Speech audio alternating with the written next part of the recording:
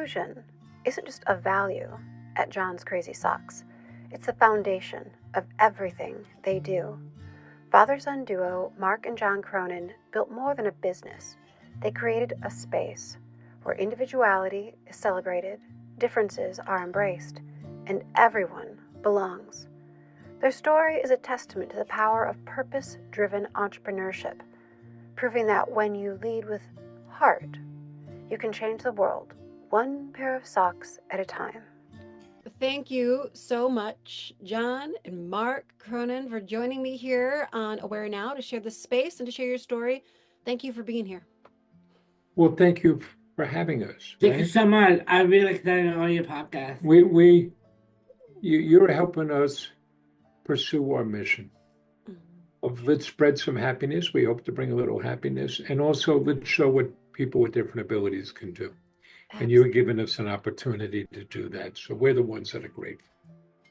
Well, so excited to have this conversation. I think the best way to begin is let's go to the very beginning. So John, this is for you. When you told your dad, I want to go into business with you, that's a big moment. What did that mean to you, and how has it shaped the bond that you have with your dad? Were you excited to go into business with your dad? I do. I love working with my dad. I'm really cool. Working with my partner. My partner, he lift me up. He learned all the time. And away he is, I become, he, he played with me. And he always, my dad played with me and always give me all the strength. I give you strength. And John lifts me up. So I'm a, lucky man if he comes to me and says, Dad, let's go into business. Yeah. And I'm an entrepreneur. I've been running other businesses, starting them. He had that in him. We can look back and see things he was doing in school that were very entrepreneurial. Plus, I have 3 sons, and this is one I could work with. Yes, I am. So I mean, let's talk about that though, because so you as a father and business partner, how did you balance those roles? Certainly like guiding John, guiding your son, and then also giving him that space to lead with his own ideas and creativity. well, they merge at a lot of points, right? So I'm an old man now. Right? You're old. Yeah, thank you very much. And I've been fortunate to play a number of roles. I've been a teacher. I've been a coach. I've coached sports for many years. I've been a manager and then an owner of businesses. And all of those kind of feed off of each other. And I'm a dad. So this was very exciting with John. And we are partners. It's not, well, Dad, I want to come and sit next to you and you go and run a business.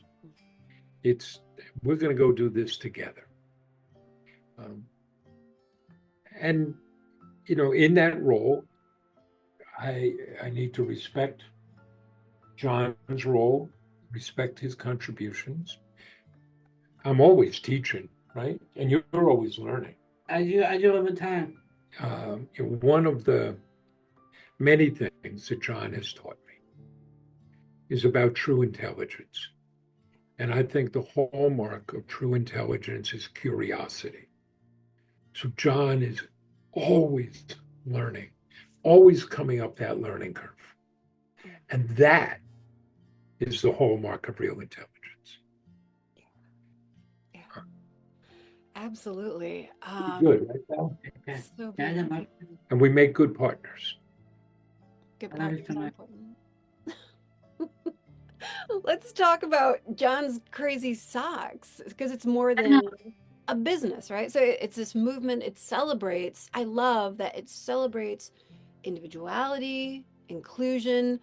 So I guess my next question is beyond sales and revenue, beyond the dollars and whatnot, how do you define success with the work you're doing?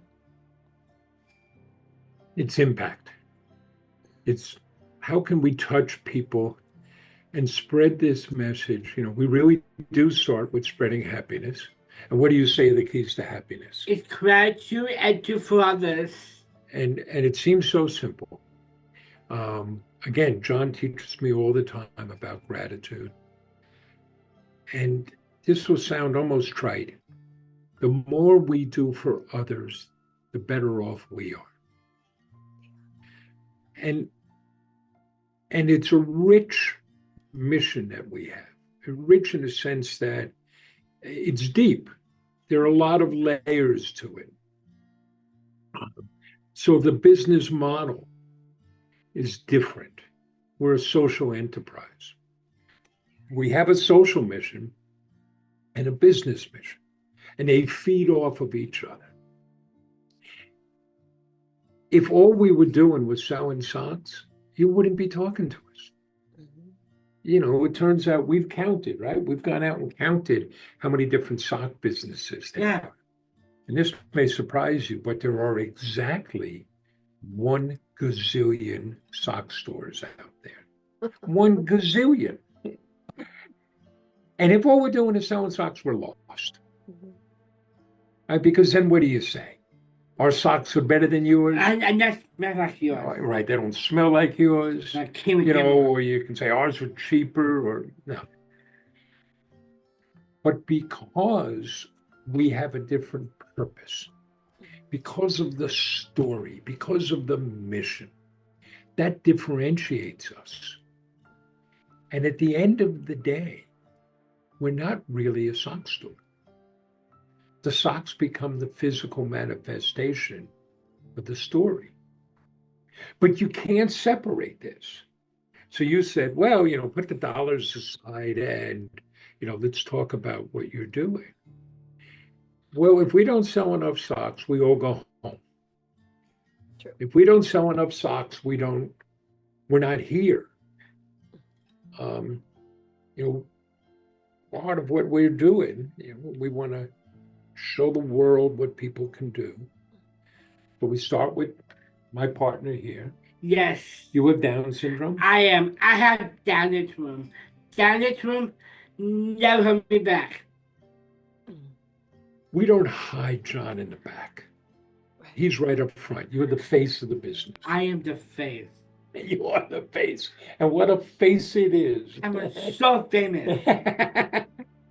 And then it's creating jobs. Well, we need to have sales to create those jobs. Yeah. Right? And then it's going out and let's share with the world. So it's sharing on our social media. It's hosting tours and work groups. John, you've given tours. We have to update the numbers. Probably over, we've been saying over 2,000 people have taken tours. I'm sure it's now over 3,000 people have come for tours here. Absolutely. The work groups, we have a waiting list of 27 groups that want to come in here. They bring folks, 6 to 10 people once a week just to get some experience there. And after COVID, we figured out, we got to move that online. So we've spoken around the world to school groups. Just yesterday, we did one with Pontiac Township High School in Illinois. And because it's really important for people with differing abilities to see people like themselves working and owning a business. It offers encouragement. It offers inspiration. Right? So, and then there's, we do a lot of speaking engagements. We travel the country. We just agreed today to go to Baltimore for an agreement. Last week we agreed we're going to Boise. Looking forward to Boise. I'm really excited. We're going to Portland next month, Portland, Oregon. And we're in challenging times in our society, and because of the business and the story, people will listen to us. And that creates an obligation for us to speak up. So we've spoken twice at the United Nations. We've testified twice before Congress. Yep. And I have to add nowadays, we were not subpoenaed. You know, we just published 2 letters that got a lot of public letters that got a lot of attention, both on the same issue. And that's the use of the R word. Mhm. And so, we don't have to have an opinion on everything. But Elon Musk, who's one of the most famous and influential people in the world, he has been repeatedly using that term to insult people. So we wrote a letter to him saying, not calling him out, but inviting him in, of saying basically, you're better than that. And here's the impact that word has. And this is why we dropped it. And we invited him to come and visit us. Come and meet John. Come and see our colleagues. Well, we put that out on our social media. We sent it to him, but we sent it on our social media. And that's gotten more than 1 million views. People want to hear. Then recently, we also wrote to President Trump because, after that horrific plane crash in D.C., he suggested it's because the FAA was hiring people with intellectual development disabilities to be air traffic control. Well, this is factually not true. But also, that type of statement sets back something that's so important to us, and that's hiring people with different abilities. But you do it in a way that let's look for common ground. Let's look for a way to be unified, not a screed, not yelling at people. That doesn't get anywhere. So that's the impact we want to have. We want, every time, John, we're so grateful you having us on it. People are going to see and hear John, and it'll help open their minds. They're going to hear about our colleagues, and it'll help open their minds. Yeah, yeah. Right, buddy? Yeah. I love how you just said that too, as opposed to calling out, it's inviting in. And what a powerful way forward that can be for all of us. What a great model for communication and for progress. So. Well, we did something a few years ago, which I think, exemplifies what we're trying to do. We created unity socks. They're these, very nice looking blue socks with American flags on them. And we sent them to every member of Congress. We introduced them with the Democratic and Republican member of the House. And we said, come on, guys. It's mostly guys. Come on. We can talk to each other. Let's have that conversation. We have more in common than we do that separates us. And yes, we'll disagree, but that doesn't mean we have to vilify each other. Let's find that common ground. And that's an approach we take. Let's work on these things together. Yeah, yeah. Well, the work that you're doing, it is so important. And the way you do what you do, home deliveries, handwritten notes, red boxes filled with socks and candy, creating a unique personal touch. Why was that personal touch so important for you to connect with customers in such an intimate way? And how has that shaped your company culture? Well, there are a couple of things there. One, I think you always have to know who you are. And you have to know your why. Why are we doing this? So we knew right from the beginning, his purpose was that I want to sell socks. I want to make people happy. And what we've eventually have been able to articulate is we've built the business on 5 pillars. And one of those pillars is we're going to make this personal. We're not chasing transactions. We're looking to build relationships and build a community. And it is very personal for us. So we're always trying to figure out how can we connect with people? What can we do for them? And how can we create customer experiences? But some of this goes back to our origin story. And origin stories matter. It's where you get your DNA. So it was your idea to start this business. I did. And we could talk about why, about not able to find a job or meaningful work. We opened in December of 2016 Yes. to test the idea. What day did we open? We opened on December 9th, 2016 on a It Friday. was a Friday. We didn't know what to expect. And that first day, we got what felt like a flood of orders. We got 42 orders. And most of them were local, which made sense, right? We back up and tell the whole story, but he was in Huntington High School. I We did. lived in Huntington. We had temporary office space there. So how did we decide to, John wanted to really wow customers. So on that very first day, how did we decide to deliver most of those orders? Our home deliveries. We get red boxes. And and part of it you figure out as you go along, right? So we had the red boxes, we put the socks in the box. And then we're looking at it, saying this needs something else. And so what else did you put in? Socks, a candy, 100 kisses. I put it a chicken arrow. John wrote a handwritten thank you note. We got bags of Hershey's Kisses, poured them in the box, loaded up the car, drove around, and you knocked on doors delivering socks. I did. How'd the customers A respond? customer loved the socks. A customer loved me. He loved you. Because I'm shy of mine. Yes, you are shy and modest, aren't you? It's but you love doing that too, right? Yes, I did that last night. Right. We did another delivery yesterday. And to my friend. And we, there were very funny things, right? Same way you're in Michigan, we're in New York. In December, it gets dark early here and it gets cold. So we're pulling up in front of houses. John's getting out the box. He's going to the front door. I see him at the door. And then I see him go inside the house. And I'm waiting. And I'm waiting. And now it's cold. Well, what's going on? Meanwhile, he's inside drinking hot chocolate, telling stories, taking pictures, having a grand old time. Yes. But yeah. I did that yesterday.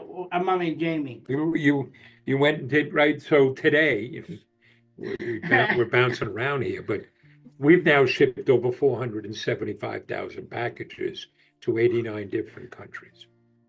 But if we get an order between our office and our home, what do you do? I still do home delivery. So you ask about that personal touch. It's a deep belief. It's a deep value we have here. And we're always trying to figure it out. So I'll give you an example. One day, one of our happiness packers, we do our own fulfillment, which means, orders come in, you pick them, pack them, send them out. Well, she comes to us and says, we're selling socks for diabetics and we're sending them candy. What's wrong with this picture? Ooh. So now we have a separate supply of sugar-free candy. So if you order diabetic socks, we do that. It's just pay attention. We have a separate, every order gets a thank you note from John, candy. One of the things we've added is on the packing slip, you now see the name and the picture of the person who packed your order. Because when you buy from us, you're creating jobs for people with different abilities. So you should see those people. And our folks are so proud of the work they do. So, we do a little ceremony when we give them their sticker. And they love putting that sticker on that form. So, now you talk about customer experience. When you get a package from us, first, it arrives in this brightly colored package, right? Oh yeah, really nice. And your face on the package. Yeah, my face on it. So if you're looking, it's not like a dull brown, UPS or Amazon. It stands out. Then you open it up. You get your socks. You get a handwritten note from John. And on the flip side of that, it tells you the story of John's crazy socks and tells you about the giving back. You get candy. And on the packing slip, you see the name and the picture of the person who packed your order, because we are actual people. So you're not just getting socks. You're getting this little dose of happiness.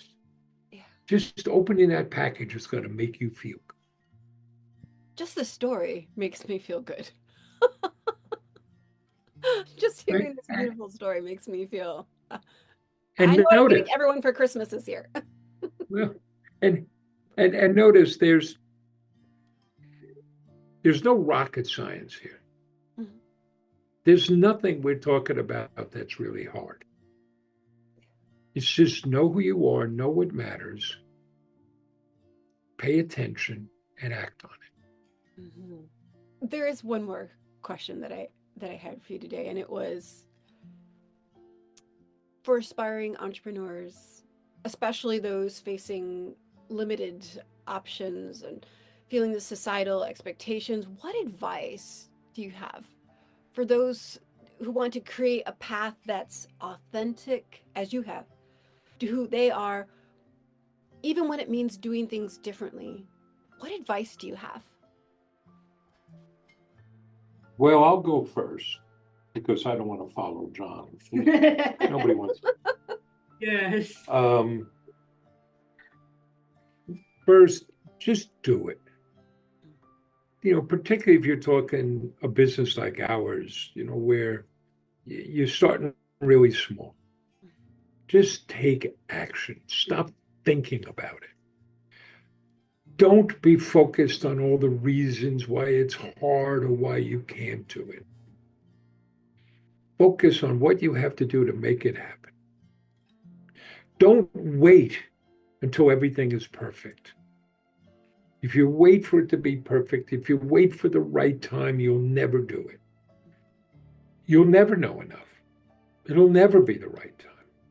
And in fact, if you think about all the things you need to know to run a business, you'll never do it. Know who you are. It's okay. I hadn't worked in retail before. I hadn't worked in hosiery before. I'd never run a warehouse. That all turned out to be both a blessing and a bane. It is true I had to learn things that people already knew, but it's also true that we took an approach that was different because we didn't know any better. So we took a new approach. So that's a virtue. Stop talking about it, go do it. And if you're out in that audience right now and you need a little push or you need a little help, give me a call. We'll help you. What advice do you have, pal? Yes, Dad. Follow your heart, follow your dreams, work hard, so you can do. Look, we're a couple of knuckleheads selling socks. Yes, we are. If the two of us can figure this out, imagine what people who know what they're doing can do. I'm just so thankful for this time with the both of you, for the stories that you shared, the advice you've given, for the work that you're doing, what you're doing, and how you're doing it. Thank you for sharing this, and thank you for helping all of us become a bit more aware now. Thank you so much. Thanks for having us on AwareNow. Thanks right? so much. You like Yes. this? Yes, you do. This is great.